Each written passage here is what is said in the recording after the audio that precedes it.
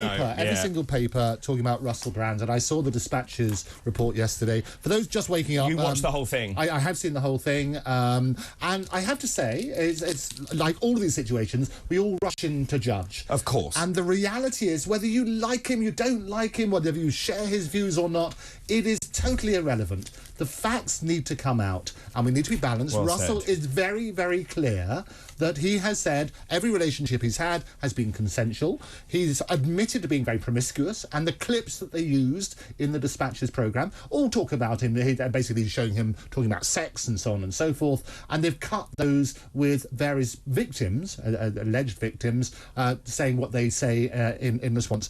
Very detailed investigation by the Sunday Times. I would thoroughly recommend people go out and buy a copy and read it. And allegedly years in the making. Exactly. And they talked about in the Dispatches programme, they said there was at least a year where they've been working on it. And I know the Times are incredibly thorough in terms of what they do. But the reality is this, the facts will come out. There are all sorts of questions about who knew what when, including the various organisations. As is often the case. As is often the case. But I have to say that the difficulty that we have is that we're trying to fill the vacuum.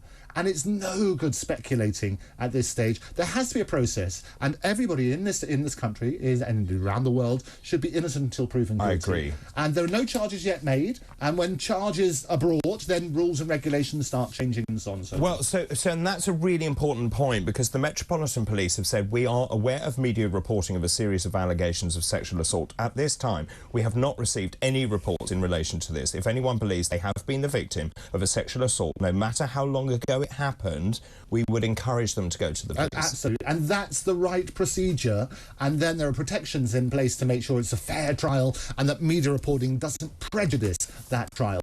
It makes very difficult viewing. I didn't see the whole thing because obviously I had to go to bed, but I did watch the lead up to it on Channel 4. They were drip feeding it in the news.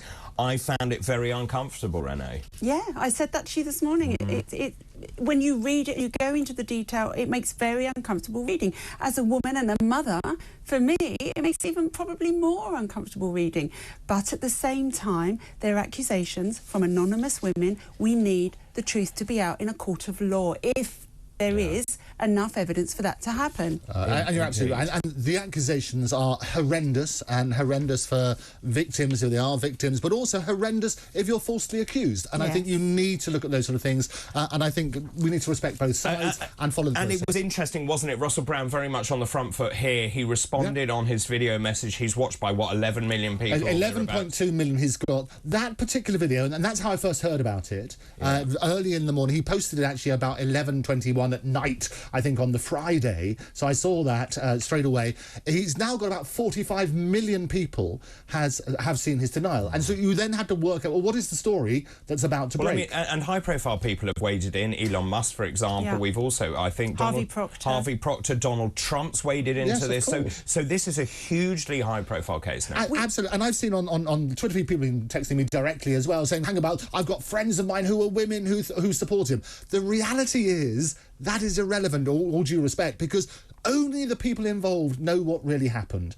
And that's Russell and the relevant people who are accusing him. They're the people we need to look at. And the nicest person in the world can do terrible things. The most horrible person in the world can do nice things. Well, indeed. And Renee, you sent me a message from one of those women who said they had a consensual relationship with Russell Brand. But as Andrew said, that's irrelevant. Yeah. Yes, of course, because the way somebody behaves with one woman is entirely different to how they may behave with another. But I think the interesting thing is here, as you say, 45 million views of his video. Yes.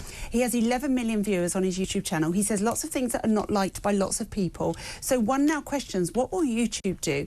And if they take down his channel, I think that will be a travesty in that he hasn't been found guilty of anything. So that's interesting. Just in terms of this, as I said, he was on the front foot.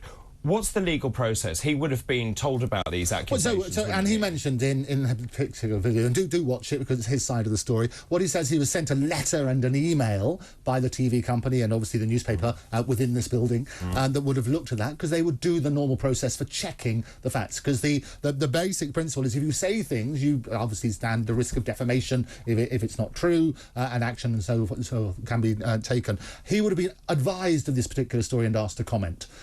So he then basically took his own huge platform, 11.2 million people, and gave his But side. he would have sought legal advice. Oh, he may well have done, but he certainly should have done. No, he has. It says in there that lawyers were approached or lawyers were appointed. There were discussions. Initially, the lawyers said they couldn't possibly answer the litany of accusations, and then they came back with his denial. It would be the normal process, in the same way as media outlets very rightly would talk to all their lawyers on their side as well.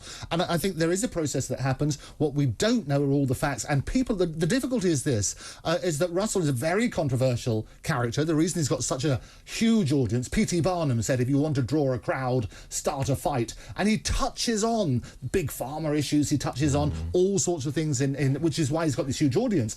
And this is why people think they're trying to take him down. The reality is, get rid of those theories, and basically we need to look at the facts, let that come out in the usual process, but make sure that we always reiterate innocent till proven guilty. So it's interesting, many people have said, well, why didn't these women go to the police? But I have total empathy with them. If these allegations are true, maybe they couldn't come to terms with it. Maybe they've buried their heads in the sand. Maybe they see him at the height of his fame then, and they've heard about this, they've been contacted, and they think, well, I need closure. And again, so I can see it from both sides. And again, and it's right to look at it from both sides.